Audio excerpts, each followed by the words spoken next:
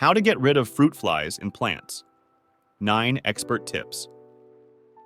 Have you noticed small, annoying flies on or around your houseplants? While they could be fruit flies, it's just as likely that they're fungus gnats living in the soil. Fortunately, getting rid of the flies, no matter what they are, is simple with prevention methods and natural remedies. In this article, we'll share everything you need to know about getting rid of flies and gnats to keep your houseplants fresh and fly-free. Things you should know. Make a vinegar trap to quickly catch and kill fruit flies. Let the topsoil dry out before watering your plants again. Point a fan at the soil or add a layer of sand or gravel to help with drainage. Use microbial insecticides to kill flies and gnats with bacteria. Save chemical insecticides for severe infestations. 1. Make a vinegar trap. Vinegar attracts and then drowns fruit flies quickly. If you are dealing with fruit flies and not gnats, a vinegar trap is an effective way to get rid of them quickly. Pour about 1 in 2.5 centimeters of apple cider vinegar into a jar, then poke 3 to 4 small holes in the lid before screwing it on. Place the trap near your plant or on top of the soil, then wait a couple of days. The fruit flies will crawl into the holes in the lid, but they won't be able to fly back out. Eventually, they'll die inside the jar. To make your trap even more effective, add a few drops of dish soap to the vinegar. Dish soap will make the vinegar stickier, so the flies will get stuck in the liquid and drown. This trap isn't as effective against fungus gnats, but it works really well against fruit flies. 2. Let the soil dry out before watering again. Moisture attracts fruit flies and fungus gnats, so don't overdo it. Most experts recommend waiting until the top 1 to 3 in 2.5 to 7.6 centimeters of soil dries out before watering again. You can quickly test your soil by sticking a finger into it. If your finger comes out slightly wet with dirt on it, your soil is still moist, and you don't need to water.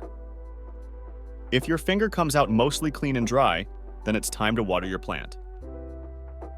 3. Point a fan at your plants. Use a fan to dry out the soil and prevent flies. Fruit flies and fungus gnats are attracted to damp, moist soil. The more you can let your soil dry out, the better. After you water your plants, keep a fan turned on and pointed down at the soil to quickly remove any excess moisture. 4. Cover the soil with sand or gravel. A thin layer on top of the soil dries it out to prevent flies and gnats. Plus, sand and gravel aren't great places to lay eggs, so flies may look elsewhere. Sprinkle about 1/2 in 1.3 centimeters of sand or gravel on top of the potting soil, then spread it around evenly. Adding gravel and sand won't affect how you water or care for your plant. When you water your plant, the water will run right through the top layer and into the soil. 5. Repo the plant in well-draining soil. Soil that doesn't drain well may be holding onto moisture. If you've noticed that water tends to pool on top of your soil, it may be time to repot your plant. Choose a potting soil mix that contains sand, silt, or loam to ensure that water runs out quickly, then repot your plant. Sensitive plants may go into a slight shock after being replanted. However, most bounce back after a couple of days and a good watering. 6. Use yellow sticky traps. Sticky traps catch fruit flies and gnats without chemical intervention. Most sticky traps even come with a wooden stake, so you can easily submerge them in your potting soil right next to the plant. Keep an eye on the sticky traps and change them out whenever they get full of bugs. Sticky traps only catch adult fruit flies and gnats.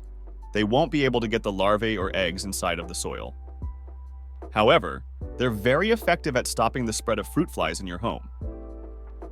7. Mix diatomaceous earth into the soil.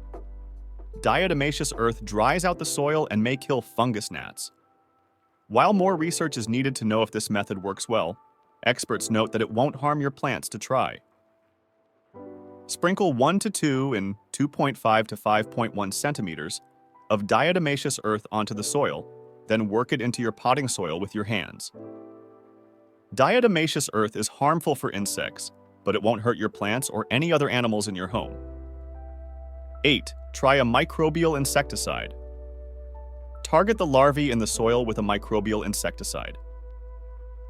Microbial insecticides contain Bacillus thuringiensis subsp. Israelensis, BTI, a naturally occurring bacteria that is less toxic than typical insecticides or pesticides. Use an insecticide that contains BTI in your soil and reapply it every 5 to 7 days until the flies and gnats are gone. Microbial insecticides only target the pests at the larvae stage, so they won't kill any adult or poopy gnats and flies. 9. Use chemical insecticides on severe infestations. Chemical insecticides are strong, but they're also fairly toxic. If you've tried multiple methods and nothing has worked, pick up an insecticide that's safe to use for indoor plants. Spray the soil and the roots of your plant to kill flies and gnats right away.